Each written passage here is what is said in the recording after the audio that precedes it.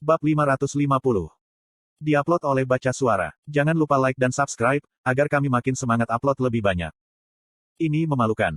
Di ladang Raiden yang luas, petani dan Aura Master Huren sedang tidak sabar menunggu Piaro kembali. Dia menjadi gugup selama pelatihan, karena dia menerima berita jika Overgearet berada di tengah-tengah perang besar. Dari sudut pandangnya, berita itu seperti petir tiba-tiba. Dia khawatir tempat latihannya yang berharga, akan hancur di tengah-tengah perang yang berantakan. Sudah sibuk dalam beberapa minggu terakhir. Mereka sedang bersiap untuk perang. Piaro mengajar Huren untuk memahami dirinya sendiri. Dan memaafkan dirinya, setelah dia mencoba menyerang Raiden. Kursus pelatihan yang ia buat sesuai dengan metode yang disarankan Piaro, sangat berharga. Dia bangga, setiap kali dia melihat biji-bijian dan sayuran tumbuh di tanah yang dia bersihkan. Dan hatinya berdebar kencang, ketika dia melihat orang-orang dengan senang hati memakannya. Tidak, bukan ini. Kenapa dia memikirkan hal ini? Huren menggelengkan kepalanya, dan menyangkal hatinya. Tapi, ladang adalah tempat latihannya, dan dia ingin mempertahankannya. Dia percaya, jika menunjukkan ladang yang utuh kepada Piaro, akan menjadi cara untuk membalas budi. Tapi, bagaimana caranya? Metodenya jelas. Aku tidak punya pilihan, selain bertarung. Huren membuka peta kerajaan Eternal. Dia memandang Reinhardt di timur, Bayran di utara, Patrian di selatan, dan Raiden di barat. Mereka harus melewati Patrian untuk maju dari Reinhardt ke Raiden.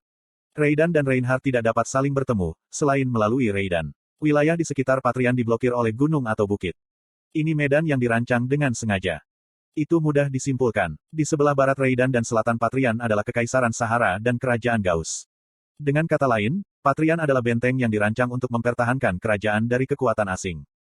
Eternal memilih posisi Patrian untuk mencegat Kekaisaran Sahara atau Kerajaan Gauss, jika mereka menyerbu. Patrian adalah benteng alami, tapi sekarang, sudah diambil oleh Grid.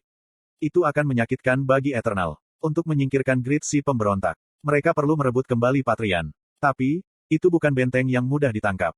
Akan sulit untuk menyerang benteng yang dibangun sebagai sarana, untuk menghentikan invasi dua negara. Eternal akan berkonsentrasi pada Bayran. Petik 1.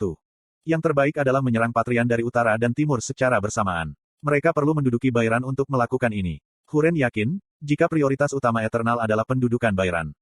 Kalau begitu, aku akan melindungi Bayran.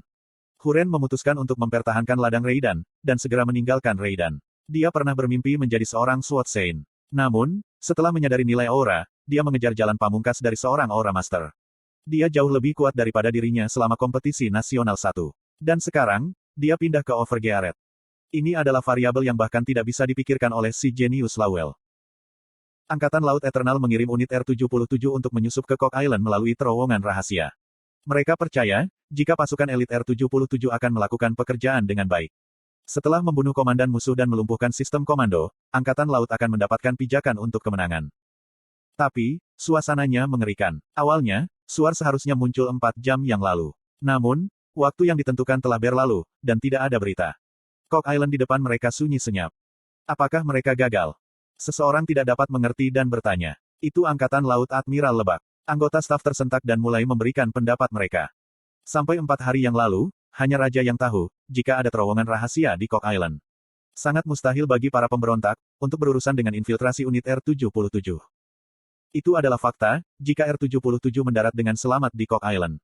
Mereka akan melakukan misi mereka sesuai jadwal. Tapi, selalu ada variabel yang akan menunda waktu. Lebak mengerutkan kening.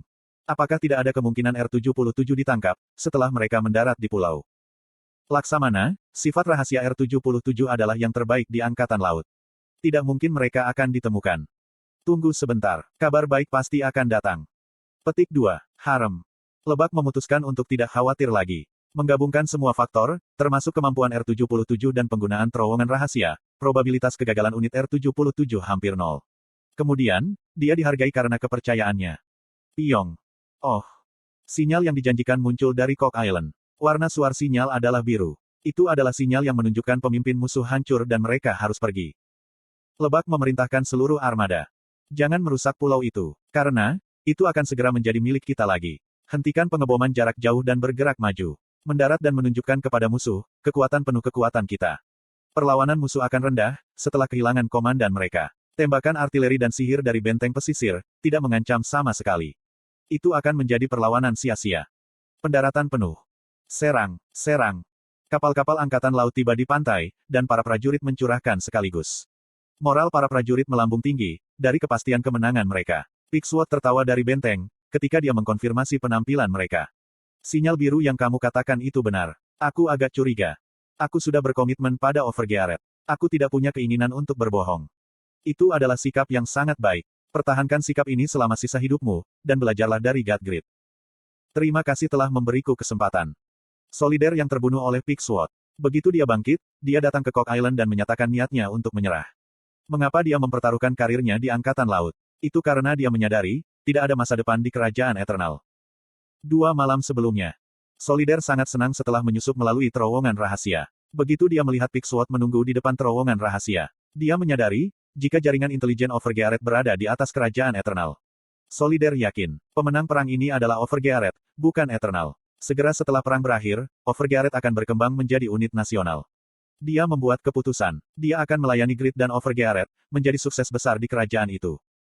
Kesempatan sempurna untuk menjadi kontributor pendiri. Peluang jatuh dari langit. Solider akan berhasil di negara baru. Di sisi lain, Pixword juga bersemangat. Aku menunggu staminaku pulih sepenuhnya sebelum meluncurkan sinyal, dan berhasil membuat angkatan laut yang lemah mendarat di kakiku. Mungkin. Apakah dia akan mematahkan harapan semua orang dan berhasil mempertahankan Cock Island? Itu adalah jackpot besar. Slot iklan. Kamu bisa pasang iklanmu di sini. Pasukan kedua yang muncul untuk mengklaim kembali Borneo berisi Sron. Dia kagum setelah menyerang pasukan Overgearet di dinding, dengan Soul Spear-nya. Archer yang ia pikir akan mati, masih hidup. Mereka memiliki 20% dari HP mereka yang tersisa.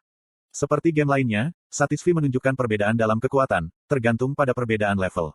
Itu hampir mustahil bagi player level 100-200 untuk bertahan dari serangan skill dari pengguna level 300. Cats mampu membantai tentara Borneo, menggunakan fakta ini. Secara objektif, serangan Sron lebih unggul dari Cats. Tapi, anggota Overgearet tidak mati. Siapa Sron? Kelas unik khusus dalam pertempuran. Koefisien kerusakan skill-nya sangat tinggi. Sehingga, tidak bisa dibandingkan dengan skill normal. Tapi, prajurit rendahan selamat dari keahliannya. Bagaimana ini mungkin? Jika tubuh prajurit sekuat ini, seberapa kuat para knight? Para player Gauss berdengung. Ketakutan mereka terhadap pasukan Overgearet mulai tumbuh di luar kendali. Namun, Sron senang. Benar-benar Guild Overgearet. Bahkan, para prajurit yang ditahan secara berlebihan. Sron bukan bagian dari Gauss. Dia tidak memiliki kewajiban untuk memasuki perang, dan bahkan tidak akan mendapatkan hadiah. Itu karena, dia ingin membayar Grid kembali, atas kekesalannya selama invasi Raidan dan kompetisi nasional.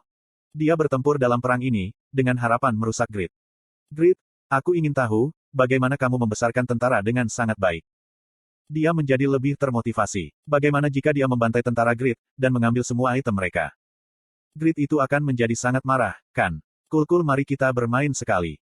Seokeok.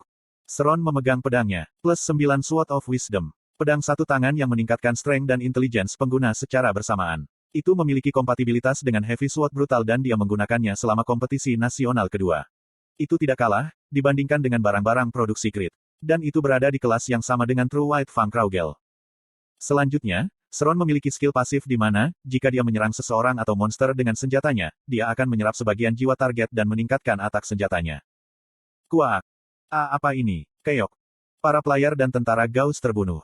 Mereka bingung karena Sron, yang mereka pikir adalah teman, mulai menyerang mereka. Seokeok. Puk-puk, puok. Tiba-tiba, Sron mengayunkan pedangnya dan kemudian para prajurit dan player Gauss berubah menjadi abu-abu. Pemandangan yang tak terduga membuat dunia terkejut. Ada apa dengan Sron? Mengapa dia membunuh sekutunya, ketika dia berjuang untuk mengalahkan anggota Overgearet?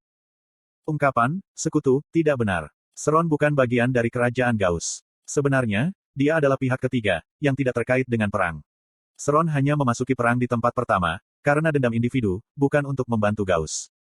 Sron, kamu, kuaek. Peringkat 7 pada Unifit Ranking. Kelas unik khusus dalam pertempuran. Selain itu, Sron memiliki item yang kuat. Serangan mendadak yang mengejutkannya bukanlah sesuatu yang bisa ditanggapi tentara Gauss. Para prajurit dan player semuanya tidak berdaya. Sron menertawakan para player Gauss, yang menatapnya dengan mata marah dan bingung. Orang-orang lemah sepertimu, harus merasa terhormat, memiliki kesempatan untuk membantuku. Paang. Papapapang. Sword of Wisdom mulai beresonansi. Sron mengeksploitasi jiwa dari banyak mayat di medan perang, dan membentuk Soul Spear. Itu adalah Soul Spear yang ia gunakan sebelumnya. Tapi kali ini, sedikit berbeda dan memiliki magic damage yang sangat tinggi.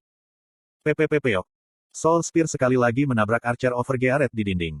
Momentumnya jauh lebih baik dari sebelumnya. Sebagian besar pemirsa yang menyaksikan perang mengharapkan runtuhnya Archer. Tapi, Katz membatalkan prediksi mereka. Blood Shield. Kuwaang.